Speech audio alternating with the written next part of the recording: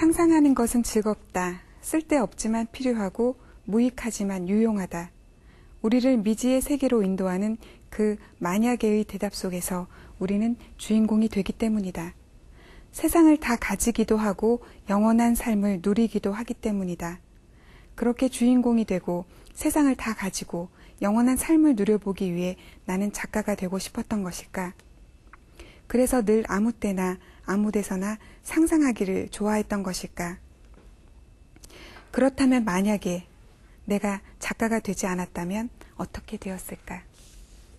어떠셨는지요?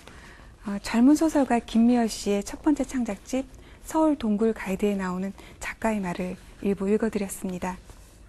젊은 작가의 패기가 느껴지셨는지요? 소설가 김미열 씨를 화면으로 먼저 만나보시겠습니다.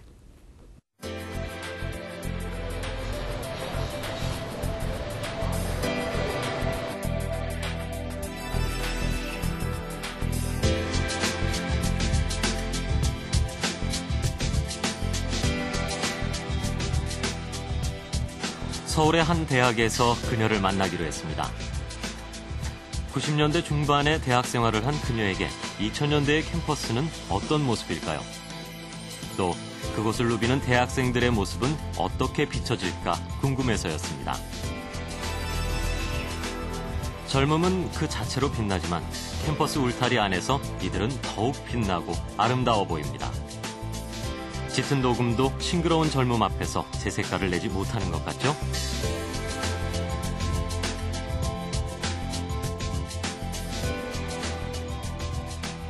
저기 벤치에 앉아 계절의 향기를 한껏 누리고 있는 그녀가 보입니다. 그녀는 이제 막 세상에 자신의 존재를 알리기 시작한 소설가 김미월입니다.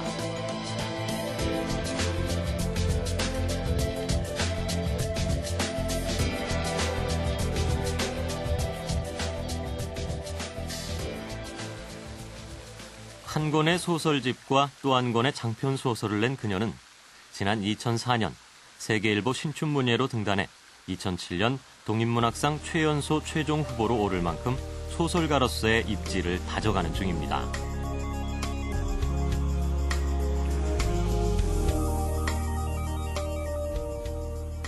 매주 금요일, 그녀는 이곳에서 묘사와 서사라는 과목을 강의하고 있습니다.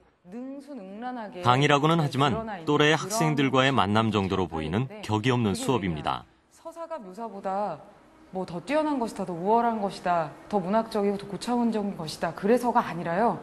우리는 기본 그래도 일상생활에서 현실에서 너무나 답답하고 지리멸렬하고 힘들고 이런 사건들이 많아서 뭔가 마음의 위안을 얻고자 혹은 시간을 때우고자 그냥 어떤 즐거움을 얻고자 잘된 책과 서사가 문학을 논하는 자리는 언제나 그녀를 들뜨게 하는 모양입니다. 더군다나 문학의 영원한 테마가 바로 인간이기에 사람 좋아하는 그녀에겐 하고 싶은 말도 듣고 싶은 말도 많은 시간입니다. 식당인가 그런 것도 있던데. 스웨덴 작가의 작품 중에 눈 내리는 장면의 7장. 그런 그녀가 자신의 문학에 대한 애정과 가치관을 담은 소설을 발표했습니다. 그녀의 첫 장편 소설 8번째 방입니다. 인생 최초의 독립을 시도한 25살 휴학생 오영대와 그의 방에 남겨진 노트 속 그녀 지영. 30살이 된 지영은 노트를 통해 지나온 그녀의 20대를 영대와 공유하게 되는데요. 따라서 소설 8번째 방은 표면적으로는 이사에 관한 소설이지만 청춘들의 성장을 그려내는 성장 소설이기도 합니다. 그리고 이 책에는 또 한 명의 주인공이 있습니다. 바로 지나온 청춘의 방들과 그곳에 깃든 기억을 조심스레 따라가는 독자인데요. 과장된 스토리 전개 없이 자연스럽고 덤덤하게 어쩌면 조금은 희미하게 성장해가는 독자 자신의 초상이기도 하기 때문입니다. 뿐만 아니라 이 책은 김미월 작가 특유의 유머와 표현이 아주 잘 드러나 있어 읽는 즐거움을 배가시킵니다.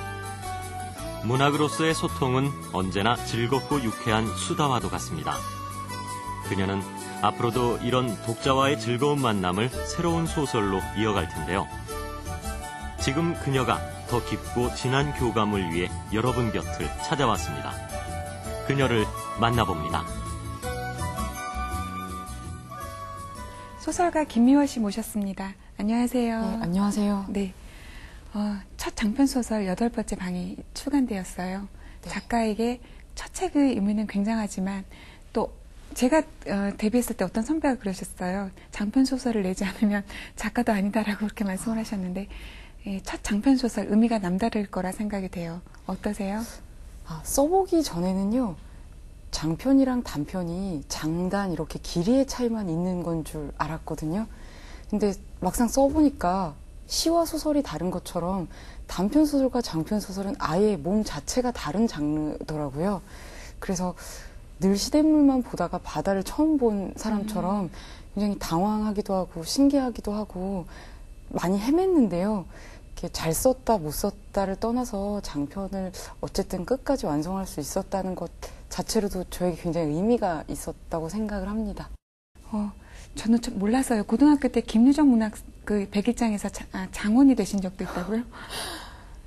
예, 그러니까 되게 많은 여러 가지 강원도 지역 101장 중에 하나였는데 제가 고등학교 2학년 때 제 1회 101장이 열렸었어요. 예, 그래서 그냥 운 좋게 상을 받았었습니다. 네. 어떤가요? 그 시절에 글을 쓰던 것과 이제 지금은 좀 상황이 많이 다르잖아요. 예. 아까 말씀하셨던 것처럼 굳이 비교를 하자면 시냇물과 또 시냇물이 아닌 좀 더 넓은 곳. 예, 어떤가요? 지금 글쓰기로서의 생활이랄까요? 그러니까 제가 단편을 쓸 때 단편 쓰는 게 굉장히 어려웠었거든요. 근데 장편을 쓰다 보니까 장편이 정말 어렵구나. 내가 이제 장편을 끝내고 단편을 다시 쓴다면 아주 쉽게 쓸 수 있겠다 생각을 했는데 장편을 끝내고 다시 단편을 쓰려니까 이번엔 또 단편이 그렇게 어려울 수가 없더라고요. 그래서 세상의 모든 글쓰기는 어렵구나라는 걸 굉장히 새삼스럽게 깨달았었는데 작가가 되기 전에, 그러니까 고등학교 때까지는 글쓰기가 어렵다는 생각을 해본 적이 없고 막연히 그냥 재미있어서 좋아서 행복하게 썼는데 왜 어느 순간부터 그게 어렵고 고통스러운 의미도 같이 갖게 되었는지 잘 모르겠다는 생각이 들어요. 그게 아마 직업이 돼서 그런 게 아닐까. 저도 맨날 그렇거든요. 네. 8번째 방. 예, 그 8번째 방에는 그 대학 휴학생인 영대가 나오고요. 또 영대가 그 자신이 들어간 방 앞에서 발견하는 이렇게 자신의 짐과 섞이게 되면서 우연히 열어본 라면 상자 안에서 발견된 노트 속에 나오는 지영의 이야기가 서로 엇갈리면서 진행이 됩니다. 이들이 그 걱정하고 있는 것은 20살이에요. 예, 김지영이 그 노트 속에도 수없이 끼적여 놓았죠. 20대, 20살. 그렇다면 지금 이제 김미화 씨가 30 초반이 되었죠. 네, 30 중반이 되었습니다. 네.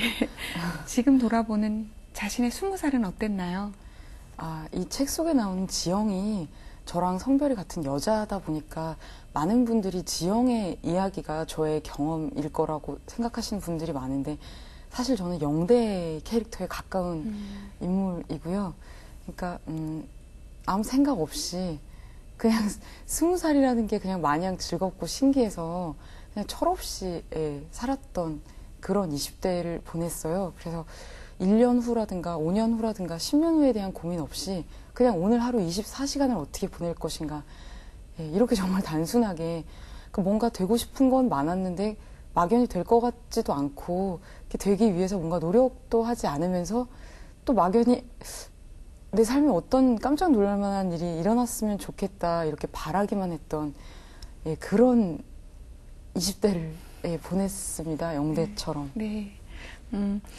8번째 방이 어떻게 나오게 되었는지 궁금해요. 기억하는지 모르겠는데 언젠가 밤에 나란히 택시 뒷좌석에 앉아간 적이 있었는데 네. 그때 방에서 지네가 나와요라고 한 적이 있는데요. 8번째 방, 이 장편소설은 어떤 계기로 나오게 된 건가요? 그 바로 지네가 나왔던 그 방, 태어나서 처음으로 한국산 지네를 봤던 그 방으로 이사하던 날에요. 그냥 문득 이삿짐을 싸다 말고 이게 내 인생의 몇 번째 방이지? 하는 호기심이 들어서 방바닥에 앉아서 20살 때부터 살았던 방들을 쭉 써봤거든요. 그러다 보니까 갑자기 이 오래된 기억 속에 그 낡은 방들이 잘 있을까 궁금해졌어요. 그래서 아예 날을 잡아서 그 방들을 쭉 순회해봤거든요. 그 옛날의 방들 앞에 서니까 그 방에 살았던 시절의 제 모습이 눈앞에 떠오르면서 뭔가 안쓰럽기도 하고 그립기도 하고 반갑기도 한 그런 복잡다단한 심정이 되었었는데 그 방들을 거치면서 제가 자랐구나, 20대가 지나갔구나 하는 생각이 들어서 그러니까 방들을 이사 다니면서 20대를 지나온 사람의 이야기를 써보고 싶다고 생각하게 되었던 것이 소설의 단초가 되었습니다. 잠시 문학의 숨결이 있는 공간을 함께 하신 뒤에 소설가 김미열 씨와 이야기를 나눠보도록 하겠습니다.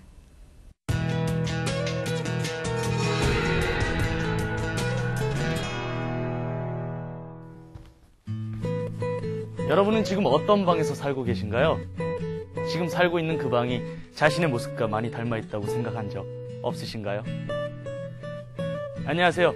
책 읽어주는 남자 박건락입니다. 문학의 숨결이 있는 공간. 오늘은 소설 8번째 방과 함께 화가들의 방 또는 그들의 그림 속에 등장하는 방을 찾아가 보려고 합니다. 간결하면서도 단순하면서도 강렬한 인상을 주는 방. 이 방의 주인 누군지 아시겠어요? 네, 이곳은 강렬한 색채와 붓터치로 유명한 고흐의 방입니다. 네덜란드 화가 빈센트 반 고흐. 그는 프랑스 남부 아를 지방에서 아주 특별한 자기만의 방을 갖게 됩니다. 그에게 이 아르의 방은 어떤 의미였을까요? 고흐의 속마음. 어쩌면 소설 8번째 방 주인공 지영의 마음과 크게 다를 것 같지 않은데요. 한번 책을 읽어볼까요?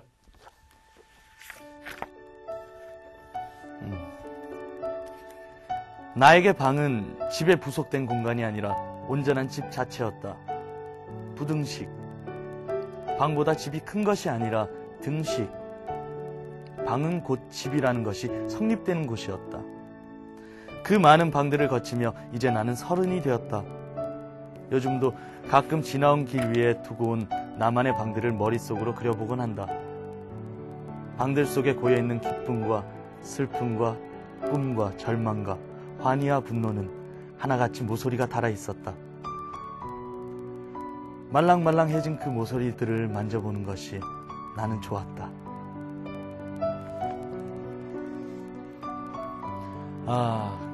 고흐에게 아르의 이 방은 기쁨과 슬픔과 꿈과 절망과 환희와 분노를 안겨주었답니다.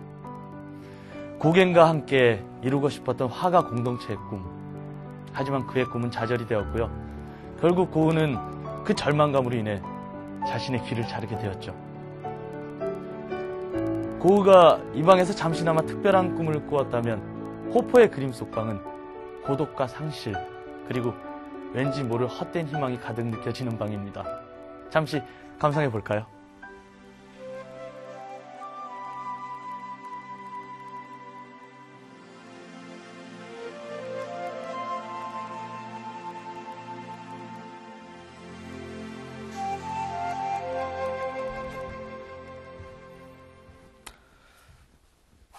이곳에 들어오니까 소설 속 지영의 마음이 다시금 느껴집니다.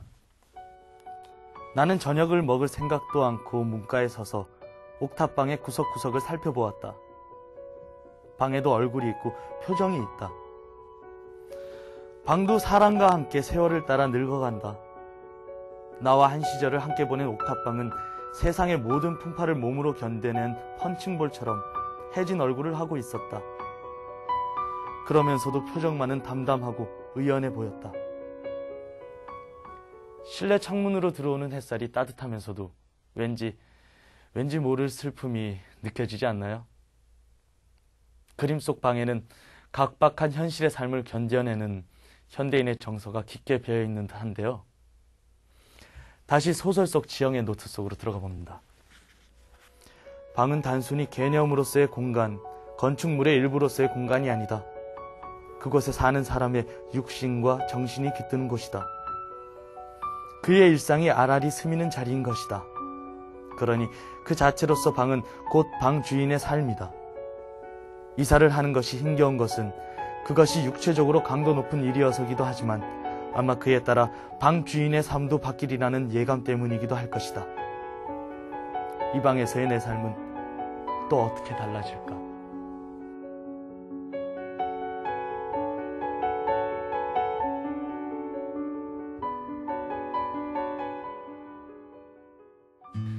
방은 공간입니다. 하지만 현재와 미래를 담아내는 시간이기도 합니다. 여러분은 지금 몇 번째 방에서 또 어떤 꿈을 꾸고 계신가요?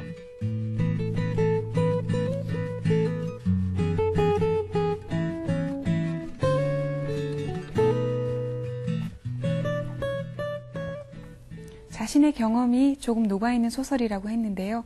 그렇다면 어쩌면 이 소설은 김미열 씨의 20대를 보내고 30대를 맞이하는 어쩌면 좀 비장한 그런 소설일 수도 있겠네요. 예, 그럴 수도 있다고 생각합니다. 그 서울내기들이라면 잘 모를 거예요. 이렇게 방을 얻어서 생활하고 또 방을 얻어서 옮겨 다니는 일에 대한 어떤 그런 경험이 없을 텐데요. 아까 얘기했던 것처럼 진해가 나오는 방이 있었을까요? 나머지 방에 대해서도 궁금한데요. 전 사실 이 소설 속에 등장하는 방은 제가 실제로 살았던 방과 전혀 거리가 멀고요. 그러니까 다 허구인데 제가 살았던 방 등에도 재미있는 독특한 기억들이 많아요. 그 중에서 제일 인상적이었던 것은 학교 앞에 있던 어떤 하숙방인데 제 방이 부엌을 개조해서 만든 거라서 문에 잠금 장치가 없었거든요. 그래서 주인 아주머니께 잠금 장치를 달아달라고 말씀드렸는데 우리 하숙집에서는 연필 한 자루 없어지지 않는다고 안 달아주셨어요. 그래서 문을 잠그지 못하는 방에서 살았었는데 어느 날부턴가 물건이 하나씩 없어지기 시작하는 거예요. 그러니까 크게 감 나가는 물건은 아니었는데 야구 모자라든가 서태지와 아이들 CD라든가 볼펜 이런 사소한 것들이 없어지는데 차마 아주머니께 말씀을 못 드리고 하숙생들 사이에도 뭔가 분란을 일으킬까 봐 얘기를 못하고 혼자 끙끙 앓다가요. 어느 날 제가 굉장히 아끼던 어떤 로맹 롤랑이라는 사람의 소설책이 사라졌는데 그게 절판돼서 구할 수가 없는 책이었거든요. 문제에서 나온 책이잖아요. 편지를 썼어요, 도둑에게. 그래서 다른 건 모르겠지만 이 책은 다시 구할 수 없으니 꼭 돌려줬으면 좋겠다는 내용의 편지를 써서 책상 위에 올려놓고 이제 학교를 갔는데 학교에 갔다 와 보니까 책상 위에 책이 돌아와 있더라고요. 그리고 그 편지는 수신인이 자기니까 가져가도 된다고 생각을 했는지 가져가고 없었어요. 네. 그래서 제가 비로소 그때 정말 내 방에 누군가 드나들고 있었구나라는 게 실감이 나서 뒤늦게 공포에 떨면서 사후 약방문이라고 자물쇠를 달았던 그 방이 굉장히 기억에 많이 남습니다. 네. 8번째 방은 인생 최초로 독립을 선언한 영대와 또 이미 8번째 방을 떠난 노트 속의 지영의 이야기가 나옵니다. 우리가 생각하는 방에 어떤 주는 어떤 안락함 이런 것과는 좀 약간 거리가 있는 그런 방들인데요. 이들 두 사람에게 방은 어떤 의미인가요? 그러니까 20살이 돼서 부모의 곁을 떠나서, 그러니까 집을 떠나서 처음으로 독립을 하게 되는 곳이 아무래도 집이 아니라 방일 확률이 높잖아요. 그러니까 정말 몇몇의 그 부유한 학생들을 제외하면. 근데 그 서울 땅에서 얻을 수 있는 방이라는 것이 굉장히 좁고 더럽고 어둡고 이렇게 열악한 그런 방일 수밖에 없는데, 그런 방이라는 공간은 말하자면 이제 막 20살이 된 젊은이들이 비정하고 냉엄한 어떤 세상과 처음 맞닥뜨리는 그런 상징적인 공간일 수도 있고요. 그리고 상황에 맞게, 조건에 맞게 끊임없이 방들을 옮겨 다녀야 되는데 그것 자체가 어떤 안정적이지 않은 삶, 불안정한 삶, 청춘의 그 불안정한 시기를 상징적으로 보여주는 공간이라고도 할 수 있겠습니다. 그런데 이 영대란 친구가 그렇게 정말 2m밖에 되지 않는, 그러니까 바로 누워 자지도 못하고 미스코리아 그 띠처럼 대각선으로 자야 하는 방임에도 불구하고 굉장히 유머러스해요. 그런 표현들이요. 네. 그런가요? 네. 네. 아까도 말씀드렸다시피 제가 쓰는 동안 몸이 좀 아파서 즐겁게 쓰려고 노력하다 보니까 주인공들에게 저도 모르게 어떤 유머의 코드를 부여하게 되었나 봅니다. 네. 이 방은 그 영대의 표현에 빌리자면 케빈 클라인 바지 다리 한 짝으로 살 수 있는 값어치 방입니다. 곳곳에는 캘빈 클라인을 비롯해서 그 젊은이들에게 유행이 되고 있는 브랜드들이 속속 드러나 있는데요. 어떤 그런 물질적인 어떤 코드들을 작품 전반에 골고루 내세운 어떤 의미도 있었을 것 같은데요. 그런 생각은 해보지 못했는데 그냥 어떤 코드들을 작품 속에 녹여내야 되겠다 이런 생각을 하고 쓴 건 아닌데 아무래도 요즘 젊은이들의 문화를 사실적으로 반영하려다 보니까 자연스럽게 그런 부분들이 등장한 것 같습니다. 네. 김미연 씨에게는 특이한 버릇이 있는데 영대의 버릇과도 비슷하죠. 무슨 예 하고 하는 버릇인데요. 그런데 정작 저는 노트 속 지영이 여자라서였을까요? 예, 거기에서 작가의 어떤 모습이 좀 얼핏 그려졌어요. 아까 이제 경험담이 조금 녹아있는 소설이라고 했었지만 우선 이제 영대라는 캐릭터의 상징이 궁금해요. 상징이라기보다는요. 제가 아까 영대 캐릭터에 오히려 제 모습이 더 많이 녹아있다고 말씀을 드렸는데요. 지금 대학생들, 그러니까 20대 초반의 젊은이들에게 꿈이 뭐냐고 물어보면 꿈을 찾는 게 꿈이라는 대답을 하는 분들이 많으시더라고요. 근데 저도 그랬고요. 영대처럼. 그러니까 지금 자기가 정말로 뭘 원하는지 모르겠는 그런 수많은 젊은이들 중에 한 명이라고 생각을 해요. 그래서 그냥 특별하고 독특한 그런 인물이 아니라 독자가 읽었을 때 이거 내 얘기 같은데 혹은 내 친구 얘기 같은데 하고 쉽게 공감할 수 있는 주위에 흔히 널려있는 필부 중에 한 명을 쓰려다 보니까 영대 같은 인물을 창조하게 된 것 같아요. 노트 속에는 지영의 문학관 또 세계관이 드러나 있습니다. 작가의 가치관이 아닐까라는 생각도 아무래도 독자로서 하게 되는데요. 이 세상이 한 권의 아주 거대한 책일지도 모른다라는 상상, 또 책을 통해서 지적 갈망을 채운다라는 식의 내용도 그렇고요. 이렇게 노골적으로 책을 언급하는 의도가 있었을 것 같아요. 나중에 그 친구가 꿈꾸는 것도 자기가 자신도 모르게 소설가라고 대답해버리잖아요. 네. 책에 굉장히 영향을 많이 받은 그런 시절을 보내왔기 때문이 아닐까 생각을 하는데요. 많은 책을 읽진 않았는데 그렇기 때문에 오히려 기억에 남는 인상적인 특별한 책들이 저에게 많은 것 같아요. 그래서 저는 어렸을 때 신의 존재를 느끼는 게 종교가 아니라 책을 통해서인 경우가 많았거든요. 그러니까 제가 방에 앉아서 한 인물의 일생을 혹은 어떤 한 세계가 열리고 닫히는 거를 이렇게 방바닥에 앉아서 볼 수 있다는 게 저는 너무나 경이롭고 황홀하고 특별한 체험이었었어요. 그래서 아마 그때의 어떤 기억들 때문에 그 책에 저도 모르게 의미를 부여하게 되었던 게 아닐까. 그게 은연중에 책 속에 이 소설 속에 드러난 게 아닐까 그런 생각이 듭니다. 네, 현실 속의 지영과 또 노트 속에 또 그 주인공 이름이 지영이잖아요. 예, 지영이 두 명이 등장해요. 네, 그러니까 지영이라는 이름 자체가 소설에도 썼지만 종로 한복판에서 지영아 이렇게 부르면 앞에 가던 5명 중에 3명이 돌아본다는 말이 있을 정도로 흔한 이름인데요.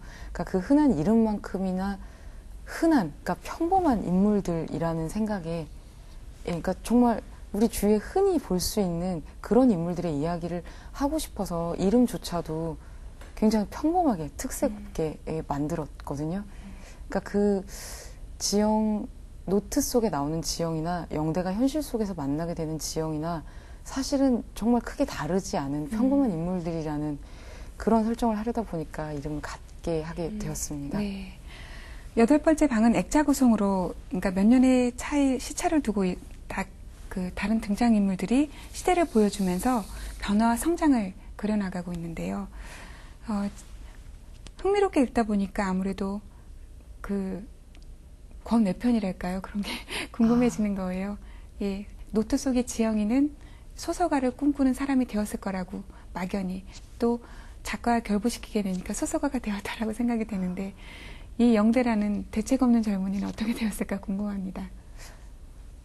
저도 궁금한데요. 근데 그 지영의 노트를 덮는 순간 영대도 일정 부분 성장했다고까지 말할 수는 없지만 성장에 대한 생각을 처음으로 해보게 되지 않았을까 이런 생각을 하면서 소설을 끝맺었었거든요.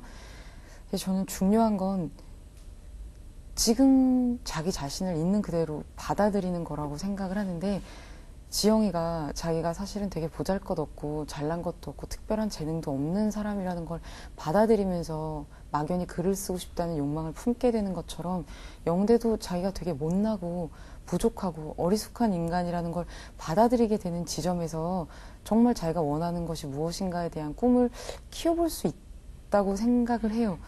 그래서 저는 영대뿐만 아니라 이 책 속에 등장하는 20대들이요, 제가 막 지나온 20대를 생각하면서 드는, 그러니까 그 20대에 하고 싶은 이야기이기도 한데, 꿈을 찾는데 꼭 25살 때까지는 꼭 꿈이 있어야 된다, 뭐 이런 식으로 상한선이 있는 게 아니잖아요. 그러니까 30살에도 꿈을 여전히 찾을 수 있고 40살에도 뭔가 새로운 꿈을 꿀 수 있고, 그러니까 사람에게는 저마다 자신의 삶에 맞는 속도라는 게 있는 것 같아요.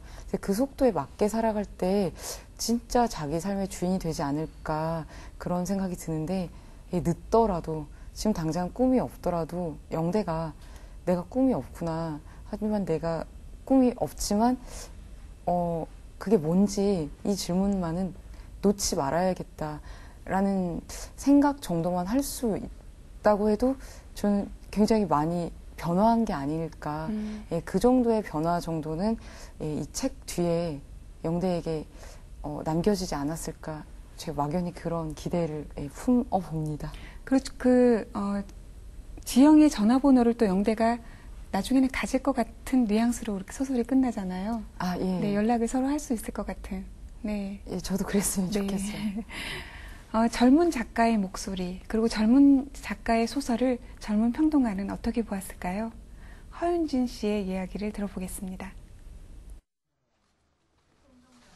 젊은 평론가의 눈에 비친 김미월의 소설은 또 어떤 모습일까요?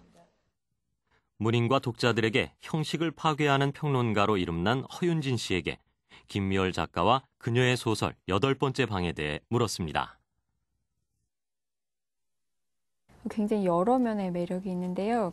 최근 현대 한국 소설에서 나타나는 흐름 중에 하나가 인물이 약화돼요. 그래서 이렇게 서사 속에서 인물들이 특별한 개성을 가지는 경우를 보기가 되게 어려운데, 지금 김미월 씨의 8번째 방 같은 경우에는 그 중심 인물이라고 할 수 있는 영대나 지영이나 이런 인물부터 그다음에 할머니라던가 아니면은 지영의 숙모라던가 이런 작은 인물들에 이르기까지 굉장히 다양한 인물들이 자기만의 발화 방식을 가지고 있고 또 자기만의 개성을 가지고 있어서 그 인물들의 삶을 엿보는 재미가 있고요. 그다음에 이제 이 서사적인 형식으로 보면은 이야기 속에 이야기가 전개되는 굉장히 흥미로운 그런 중층적인 서술을 보여준다는 점에서도 굉장히 큰 이야기의 매력이 있고, 그다음에 이제 제가 개인적으로 이 소설을 가장 좋아하는 이유 중에 하나는 작가의 어조가 굉장히 유머러스하다는 점이거든요. 이제 제가 김미월 작가를 좋아하고 또 이 작품을 좋아하는 이유 중에 하나가 사실 이제 한국 문학에서 사실주의 경향이 강하기 때문에 어떤 역사적이고 시대적으로 재현해야 될 문제가 있고, 그래서 문제를 이제 충실하게 기록하는 것이 작가들의 사명인 것처럼 그렇게 이제 받아들여지는 면이 있거든요. 근데 그 8번째 방을 보면은 인물들의 어떤 자발적이고 우연하고 그다음에 사소하고 이런 계기들을 통해서 역사와 시대의 어떤 단면을 만나게 돼요. 이런 주위 인물들이 어느 정도는 그래도 사회의 어떤 부조리라던가 아니면 모순에 대해서 계속 문제의식을 제기를 하고 또 거기에 어떤 식으로든지 사소하게라도 참여하려고 노력을 하거든요. 김미월 작가 같은 경우에는 기본적으로 문장이 굉장히 탄탄한 편이에요. 그다음에 어떤 새로운 비유를 찾아내는 능력도 뛰어나다고 생각하고요. 그런 어떤 문학적인 감수성과 자기만의 개성을 가지고 있으면서도 인간과 문학에 대한 애정을 굉장히 많이 가지고 있는 작가거든요. 작든 크든 그런 인간의 관계에 대해서 항상 관심의 끈을 놓지 않고 있는 작가고, 그래서 저는 그런 인간적인 어떤 애정, 그다음에 삶에 대한 애정, 그런 것들 때문에 김미월 작가를 또 주목해야 한다고 생각하고 작가에게서 매력이 느껴진다고 생각합니다. 같은 방이지만 영대와 지영이가 그 방에, 그 남루한 방에 들어가는 그런 의미는 좀 남다르잖아요. 예, 90년대 중반하고 또 영대의 2000년대의 사회 분위기가 많이 달라져 있죠. 예. 네. 이렇게 두 사람이 그런데 좀 시대를 뛰어넘어서 글로 소통하고 있는 거잖아요.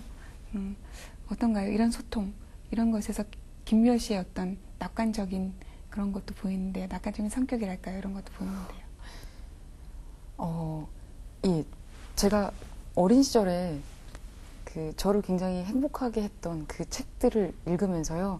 어느 순간 주위의 모든 것이 다 사라지고 책과 나만이 존재하는 것 같은 그런 순간을 경험하게 될 때가 있었는데 그때의 희열 같은 것은 무엇과도 비교할 수가 없을 만큼 컸어요.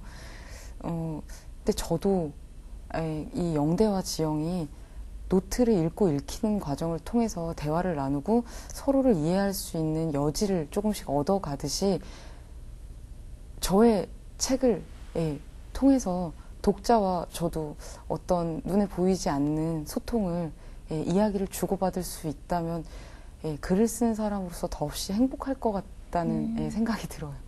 노트 속에 지영이가 쓴 글은 일기라기보다는 어쩌면 소설로 읽히는데요. 그렇다면 그런 어떤 지금 바람은 소설을 쓰는 작가와 독자의 어떤 소통이라고 봐도 될 것 같다는 생각이 드네요. 예. 네. 독자와 소설로서 소통을 잘할 수 있다면 네. 제 소설이 단 한 명일지라도 어떤 독자에게 제가 어린 시절 책들에서 느꼈던 것 같은 어떤 희열, 위안 이런 걸 줄 수 있다면 전 아주 행복할 것 같아요. 네. 아까도 계속 누누이 얘기하고 있지만 이 책의 또 다른 재미라면 재치 있는 비유 또 능청스러운 표현일 겁니다. 서울 동굴 가이드 때와는 조금 그때의 그런 장점들이 계속 살아있긴 하지만 또 다른 김미월 작가의 매력이 돋보이는 소설이 아닌가 싶은데요.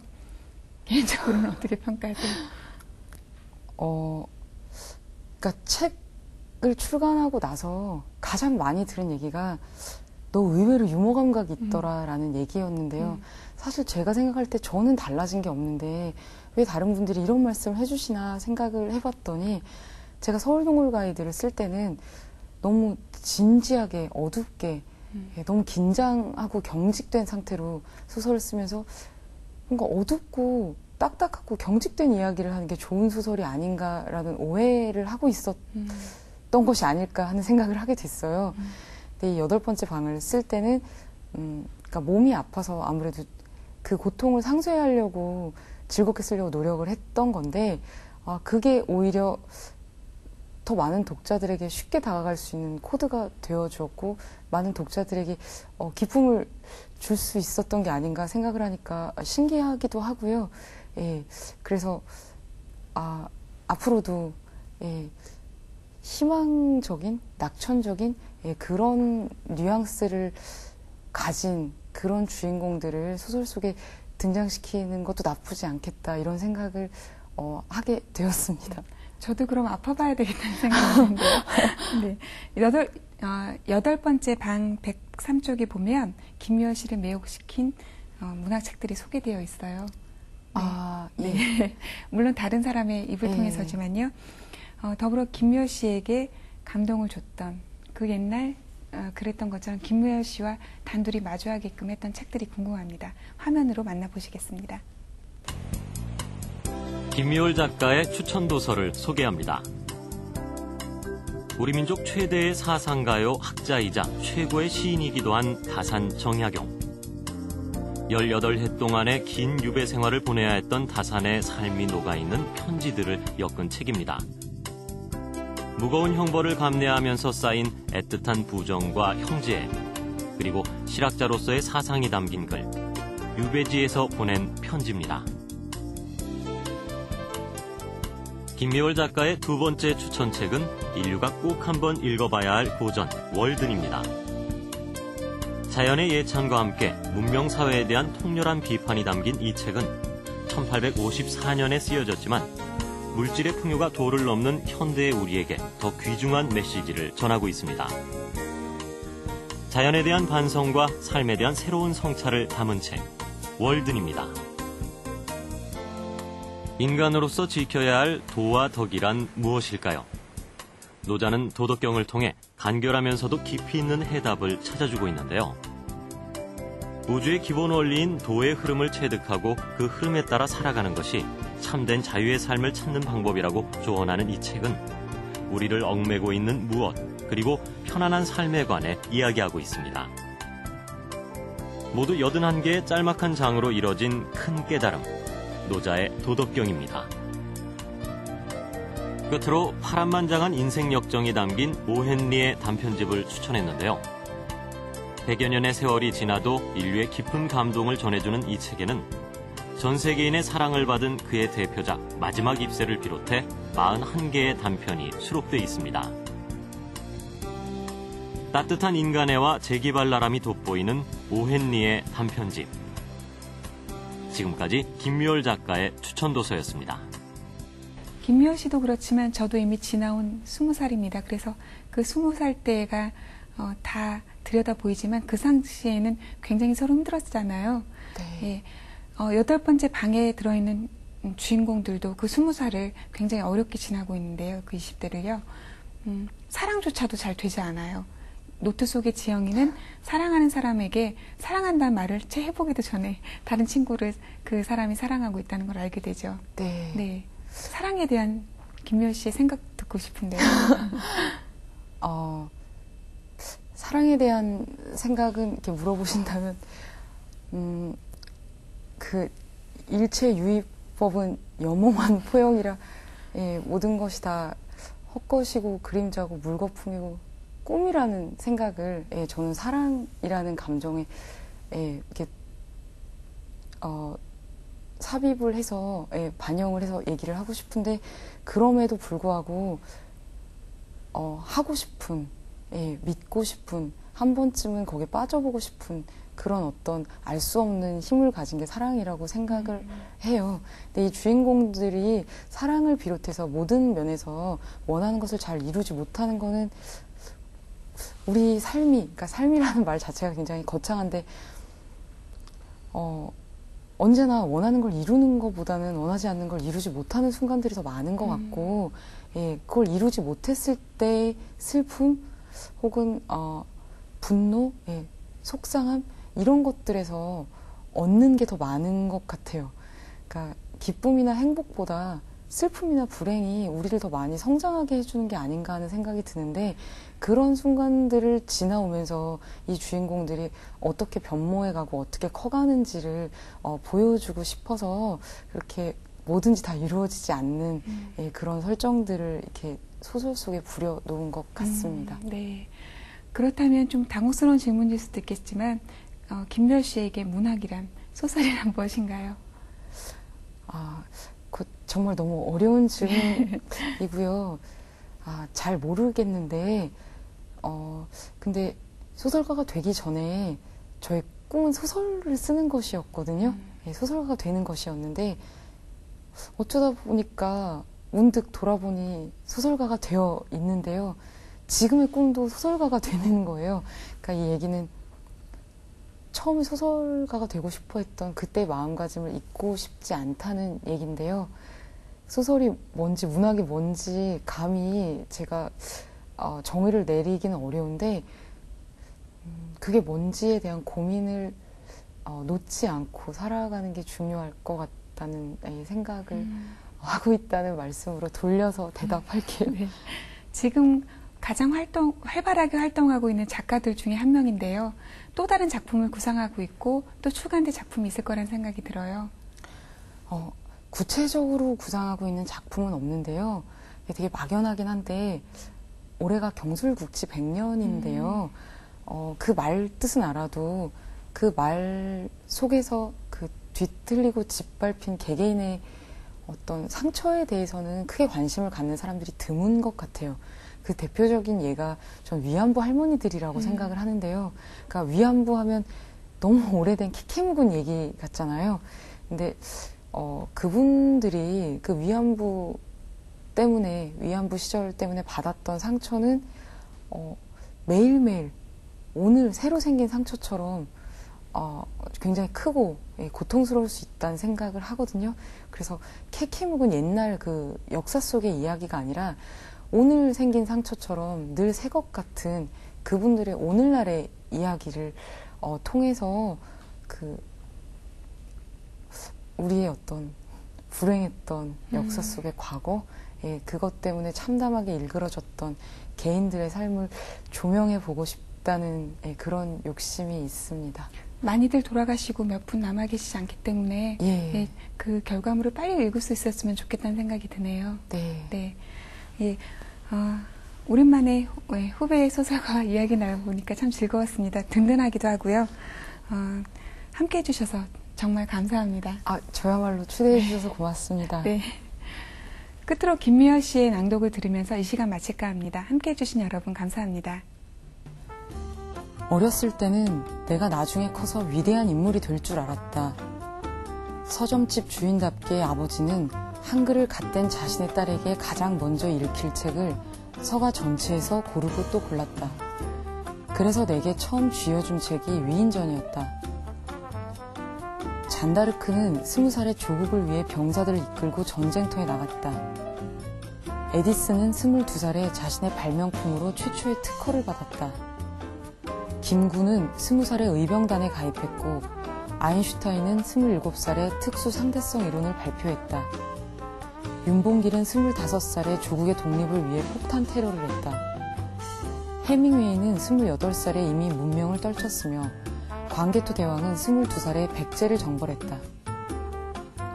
20살이란 그런 나이였다.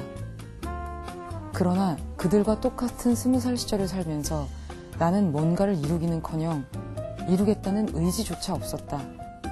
기껏 어린 시절 친구였던 남자애를 짝사랑하는 일에나 매달려 있었던 것이다. 하기야 20살 시절에 누군가를 좋아하지 않는다면 그게 무슨 20살이겠는가. 모름지기 모든 나이에는 그 나이에 맞는 감수성이 있고 욕망이 있는 것을. 지극히 자연스러운 감정을 가지고 있으면서도 나는 그것을 부끄러워했다. 내가 원하는 것이 그깟 연애 감정의 향유가 아니라 다른 거창한 무엇이어야 한다고 믿었다. 그것이 평범하기만 한 내가 나 나름대로의 특별함을 획득할 수 있는 길이라고 생각했다. 그래야 했다. 나는 이 거대한 책 속의 주인공이었으니까. 그래서 나는 내가 잘하는 일이 무엇인지 고민해 보았다. 생각만으로는 정리가 되지 않아 연습장에 떠오르는 대로 끼적였다. 공부를 잘하나? 운동에 능한가? 언변이 유창한가? 그림을 잘 그리나? 아니면 악기를 잘 다루거나 노래를 잘 부르거나 혹은 춤을 잘 추는가? 혹은 외모가 출중한가? 어떤 항목에도 동그라미를 칠 수가 없었다. 일기를 쓰기 시작한 것은 그때부터였다.